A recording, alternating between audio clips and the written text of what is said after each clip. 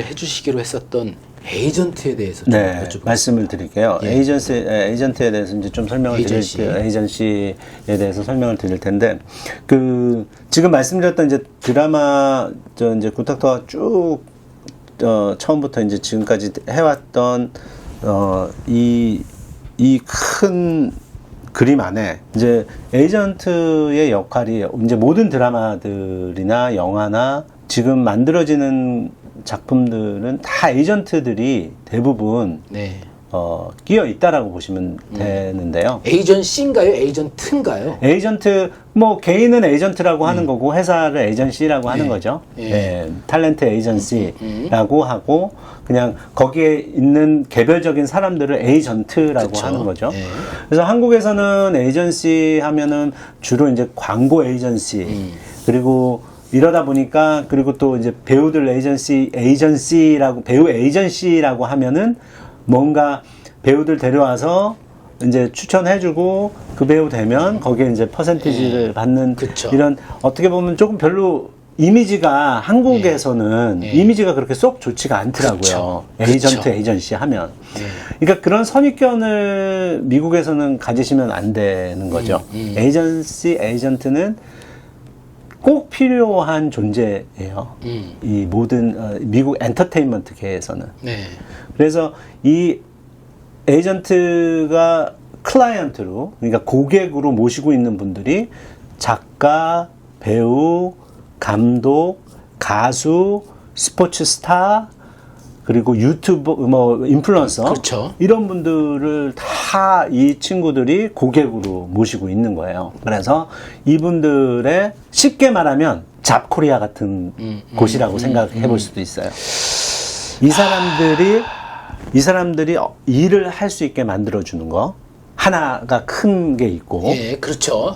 일자리를 만들어 뭐 그런 주는 의미에서 거. 잡코리아. 네, 일자리를 찾아주는 기능이 역할. 있고, 그리고 또 한 가지 큰 부분이 이제 바로 패키징이라는 거죠. 이 두 가지를 가지고 있는데 일단 이 더 깊이 있게 들어가기 전에 미국에는 어떤 에이전시들이 있는지 그리고 빅 4라고 하는데 이제 여기는 빅 3, 빅 4라고 하는 에이전시가 어디가 있는지 이제 간단하게 설명을 드리면 일단 먼저 CAA가 가장 큰 에이전시입니다. CAA는 대략적으로 한 5,000명 정도의 고객을 모시고 있고요. 5,000명. 네, 그 중에 얼마 안 되네요. 저 되게 많은 줄 알았는데. 5,000명이면 많은 거죠. 근데 이게 작은 배우들이나 이런 이름 없는 배우들도 보다는 유명한 분들이 이제 전 세계적으로 좀 알려진 분들이 있는 분들이 한 5,000명 정도 있는 거고 거기에 이제 직원들이 한 1,500명 플러스 1,500명 정도 있고 이제 전 세계적으로 한 11개국에 나가 있고 중국을 포함해서 한 11개국에 나가 있는 곳이에요. 그래서 그 유명한 분으로 이제 고객으로 있으신 분 중 유명한 분은 뭐 로버트 다우니 주니어 아이언맨 하셨 제니퍼 로렌스, 매튜 맥커네헤라는 배우, 굵직굵직한 배우들이 쭉 포진해 있고요. 뭐 감독도 있고 작가도 있고요. 그리고 또 WM이라는 회사, WM은 IMG와 합병을 했죠. IMG라고 이제 스포츠 에이전시하고 합병을 했어요. 그래서 WM이 클라이언트들한테는 약간 특권이 있는 것이 저희들이 이제 스포츠 경기를 볼 때는 이제 요청을 하면 이쪽에서 VIP 부스를 제공을 해줘요. 그러니까 저도 이제 매년 야구 경기 보러 갈 때 이제 연락을 하면 이제 저희 아이들과 다 해서 이제 VIP 부스를 해주면 거기서 이제 경기를 관람할 수가 있죠. 사실 그 에이전시에 대한 영화, 에이전트에 대한 영화가 사실은 저도 예전에 봤었는데 앙투라지를 말씀. 제리 맥과이어. 그렇죠. 스포츠 에이전시. 예. 그걸 보면서 제가 느꼈던 게 에이전트는 자기의 고객과 한 배를 탄 운명 공동체구나.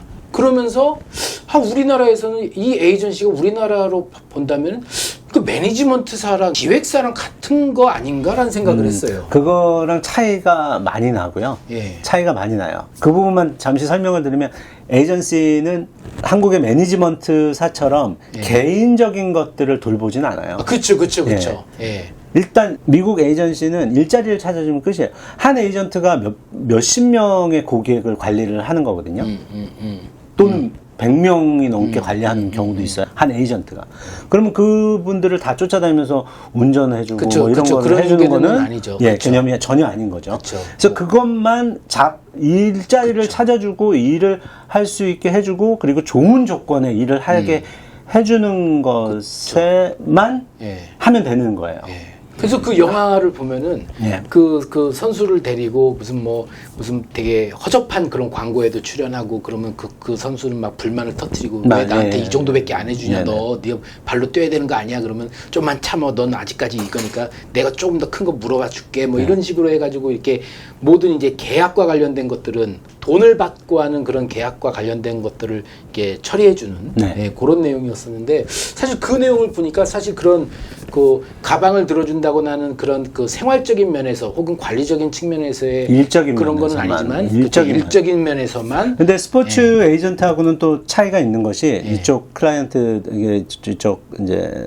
작가나 감독이나 이런 분들하고 또 좀 차이가 있는 것이 예. 지금 스포츠 에이전트 그 제리 맥과이어에서 나왔던 스포츠 에이전트는 사실은 스포츠 탑스타들에 국한된 거고 그리고 그 큰 에이전시에 있으면 당연히 클라이언트를 여러 명을 관리를 해야 되는데 이 친구는 사실은 이제 몇 명만 소수로 해서 딱 관리를 하려고 마음을 먹은 거잖아요. 인간적으로. 그쵸, 예. 그쵸. 그래서 그거는 사실은 영화적으로 그려진 거지 사실은 그렇게 끈끈하지는 예, 않다. 끈끈해질 수가 없어요. 왜냐면 너무 워낙 많은 그 대신 이렇게 정말 유명한 스포츠 스타나 또 물론 영화 배우나 감독이 이런 분들하고는 또 당연히 끈끈해져야죠. 그렇죠. 끈끈해야죠. 예. 그렇죠. 그러니까 그런 분들은 특별하게 관리를 하죠. 에이전트가. 전속으로 붙여주겠네요. 전속인 에이전트가 당연히 있죠. 예, 그래서 계속해서 이 사람의 커리어를 어떻게 설계할지 그리고 또 이런 미국의 에이전시 시스템과 매니지먼트 시스템을 보시려면 안투라지라는 TV 드라마가 있어요. HBO 드라마. 한국에서도 리메이크가 됐는데 이제 실패했는데 거기에 아주 정확하게 에이전시가 어떻게 움직이는지 매니저가 어떻게 움직이는지 매니저가 어떤 일을 하는지 에이전시가 어떤 일을 하는지가 배우하고 어떤 관계들이 있는지가 다 보여지거든요. 앙투라지. 예, 네. 앙투라지. 앙투라지라는 작품이에요. 그 모르시면 그 작품을 보시면 아주 생활 속에서 어떻게 보이는지를 자세하게 보실 수가 있어요. 그래서 당연히 빅 클라이언트들은 사실은 그런 서비스들을 제공하는 거잖아요. 저도 만족할 수 있게 이 에이전시에 있으면서 이쪽에 제공하는 돈은 사실 10%를 제공을 하거든요. 모든 에이전시를 또 아닌 말로 10%라고 부르기도 해요. 에이전시를. 왜냐하면 그분들은 10%. 예, 10%를 가져가거든요. 저의 매출의 10%. 그러니까 저한테 들어오는 돈이 만약에 100불이 들어오면 세금 떼고? 아니, 세금 안 떼고죠. 100불이 들어오면 뭐 다 그런 거 없이 그냥 들어오면 거기에 10%를 가져가는 거죠. 그로스의 10%? 100%, 그렇죠. 그로스의 10%를 가져가는 거죠. 100불이 들어오면 10불은 이제 에이전트가 가져간다라는 얘기예요. 그러면 이제 이 숫자가 크면 클수록 이 10%는 커지는 거잖아요. 그렇죠. 이게 그러니까 고객도 1000만 불 하는 고객이면 100만 불이 떨어지는 거잖아요. 그렇죠. 네, 그러니까 그 에이전시는 이제 사실은 만들어지고, 그리고 뭔가 수익이 들어오는 때 빛이 나기 시작하는 거죠. 그 전에는 사실 얘네들도 마찬가지로 발품을 팔아야 되는 거예요. 열심히 뛰어다녀서 이 친구가 일자리를 갖게 하고, 그리고 또 이 사람이 계속 커리어가 쌓여서 계속 이 친구의 몸값이 올라가게 하고. 네. 그러니까 어떻게 보면 스포츠 에이전트랑 똑같은 거예요. 제리 맥과이어가 했듯이 이 친구가 지금은 빚을 못 보지만 이 친구가 빚을 볼 거라고 생각하고 자기를 믿어줬으니까 한번 가보자라고 생각을 해서 가서 그럼 같이 올라가는 거가 되는 거죠. 그런 에이전트들도 많이 있는 거죠. 처음에 아무것도 아니었다가 이제 이 친구가 그 성장하면서 같이 성장을 해가는 거예요. 예. 그런데 한국 매니지먼트랑의 큰 차이는 이 친구들은 이제 개인적인 이제 운전해주고 뭐 여러 가지 개인적인 일들을 다 해주잖아요. 매니지먼트는 관리적 측면에서 다 해주는데 이런 것은 존재하지 않아요. 미국에서는. 그거는 자기 자신이 고용을 하는 거예요. 그냥 개인 운전사를 고용을 하는 거고 개인 비서를 자기가 고용을 하는 거지 에이전트나 매니지먼트에 있는 매니저가 그 일을 해주는 사람은 없습니다. 미국 내에서는. 로드 매니저는 고용을 하는 거구나. 로드 매니저는 없어요. 존재하지 않아요. 로드 매니저는 단어 자체가 없습니다. 한국에서 만들어낸 거죠. 그래서 비즈니스 매니저라고도 부르고요. 그러니까 매니저하고 또 에이전트하고는 달라요. 미국에서는. 에이전트는 이 캘리포니아 법에 의해서 에이전트 자격증이 있어야 됩니다. 그래서 법적으로 10%를 뛸 수가 있는 거고 에이전트는 그 자격증이 없으면 에이전트가 아니에요. 한국도 그래요. 부동산처럼. 한국도 그 연예 기획사를 차리려면은 알아요. 그게 이제 만들어진 지가 얼마 안 됐죠. 그쵸, 몇 년 안 됐죠. 저희 코카에서 하는 건데. 맞습니다. 저도 그 교육 계속 받아서. 계속 유지하고 있습니다. 그래서, 근데 그거는 이제 에이전시의 개념인가요? 부동산 에이전시. 뭐 이런 것처럼 법적으로 무슨 이게 엔터테인먼트 에이전시에 따로 자격증이 있는 게 아니라 그냥 똑같이 에이전시 일을 할 수 있는 이 사람을 대리해서 일을 찾아줄 수 있는 권리를 가진 거예요. 법적으로.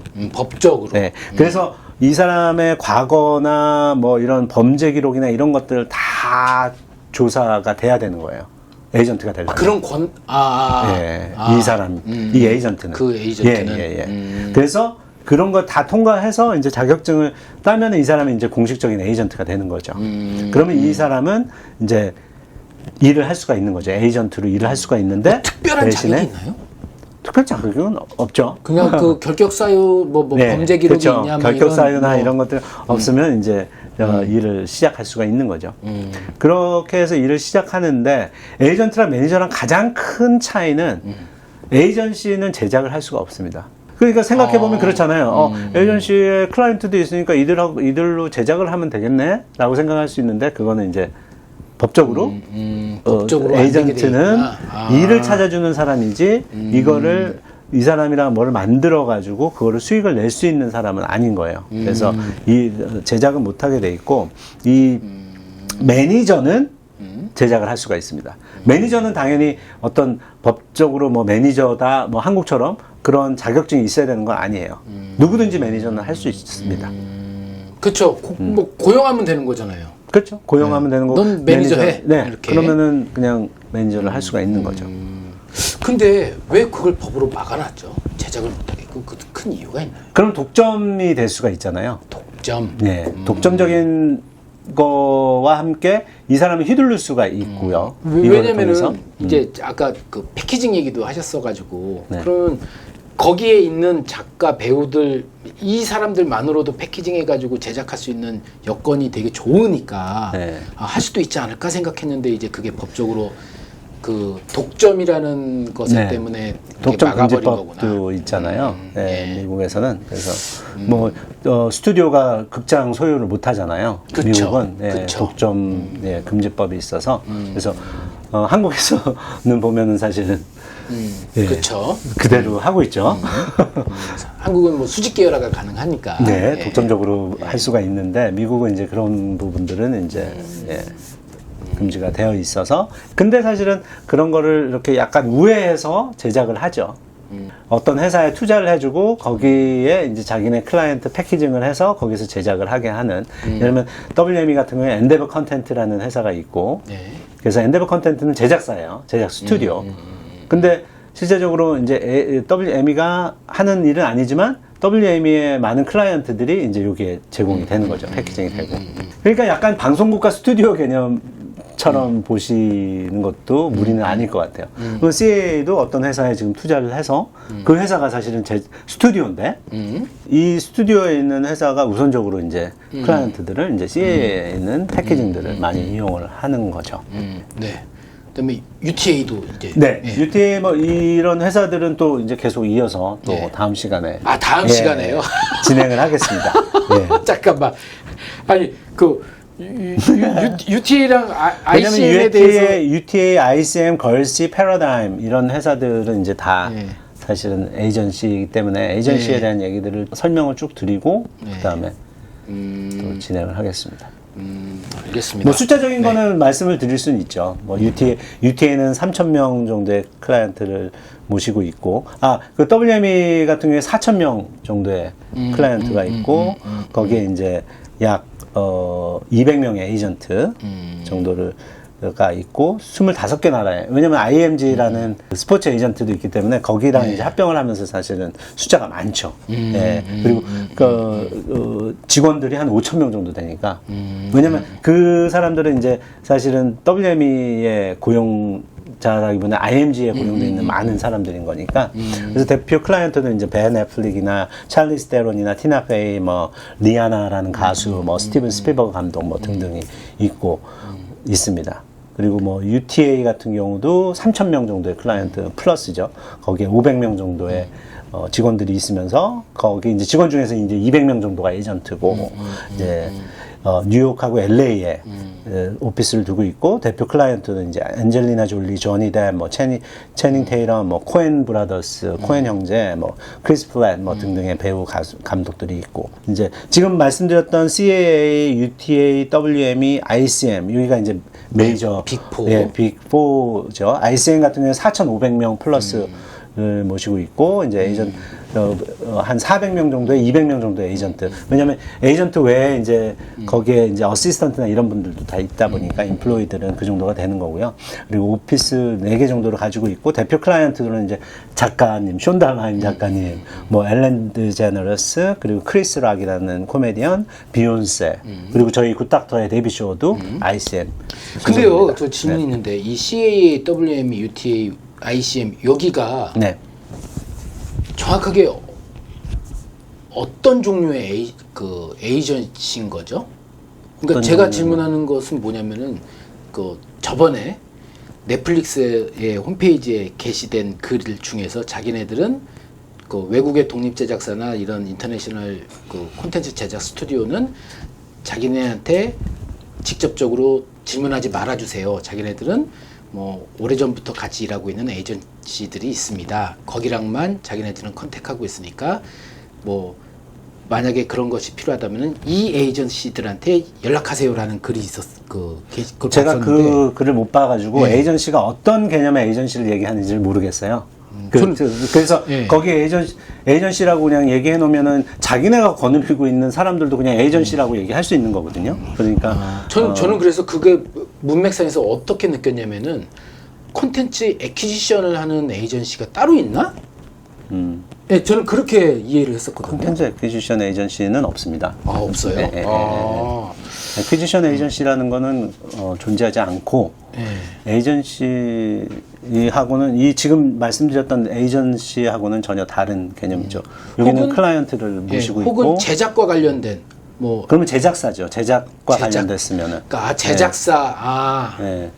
그래서 프로덕션 컴퍼니 개념, 에이전시 개념, 탤런트 에이전시, 탤런트 매니지먼트 다 다른 개념들이거든요. 물론 매니저랑 에이전시는 살짝 겹치는 부분들도 있지만 다른 개념이고 그리고 직접 제가 그 글을 본 적이 없기 때문에 걔네가 그 친구들이 얘기하는 에이전시가 자기네들 공식적으로 해놓은 왜냐면 그들이 에이전시 번역하는데도 에이전시 써서 번역하잖아요. 번역 에이전시가 있잖아요. 그렇죠. 걔네들이 공식적으로 쓰는 번역 에이전시는 정해져 있어요. 네. 그래서 공식적으로 오피셜 에이전시라고 써 있거든요. 그 친구들한테도. 그래서 그런 것들을 얘기하는 건지 제작사 개념인지 에이전시 개념인지 그거는 정확하게 모르겠어요. 한번 보여주시면 다음 시간에 설명을 좀 드리겠습니다. 네, 그리고 또 하나 질문이 있는 게 이 빅4가 있고 군소 에이전시가 있는데 이 에이전시들도 이 위계가 있나요? 그러니까 에이전시가 또 에이전시를 거느리고 또 에이전시가 또 밑에 에이전시. 그렇진 않고요. 그리고 다 각자. 다 각자. 네. 왜냐면 클라이언트가 다 다르잖아요. 다른 에이전시가 클라이언트를 같이 모시고 있지는 않으니까. 네. 네. 저는 그 에이전시의 구조가 이렇게 닫힌 구조로 돼 있어가지고 막 큰 에이전시가 막 여러 개의 또 작은 에이전시를 가지고 있고 또 이런 식으로 해가지고 그런 쫙 건 하는 줄 아닙니다. 알았는데 네, 전혀 아닙니다.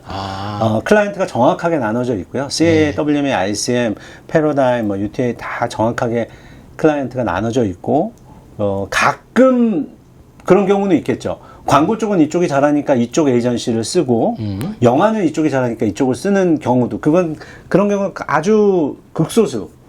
정말 유명한 분인데 이제 그분을 어떻게 해서든 자기네 클라이언트를 모시기 위해서 네. 그렇게 하는 경우도 있죠. 근데 그건 극히 극소수고 대부분은 정확하게 어디에는 누구를 찾으려면 어디. 그래서 IMDb에 들어가시면 네. 배우나 이런 분을 치시면 거기에 컨택 그러니까 어디에 연락하면 되는지가 나와 있고 이분이 어떤 에이전시하고 어떤 매니지먼트하고 어떤 변호사를 쓰는지가 다 나와 있어요. 왼쪽에 보면. 네. IMDb 프로에 들어가야지 그게 볼 수 있겠네요. IMDb 프로에 보면 왼쪽에 정확하게 이 사람은 누가 레프리젠팅을 하는지가 다 써 있습니다. 그래서 그쪽으로 연락을 할 수 있게 되어 있죠. 그래서 거기에 또 나눠져 있는 것이 광고는 누구한테 어디에 연락하고 TV는 어디에다 연락하고 영화는 어디에 연락하고 이렇게 다 나눠져 있기도 합니다. 그리고 PR도 그렇고요.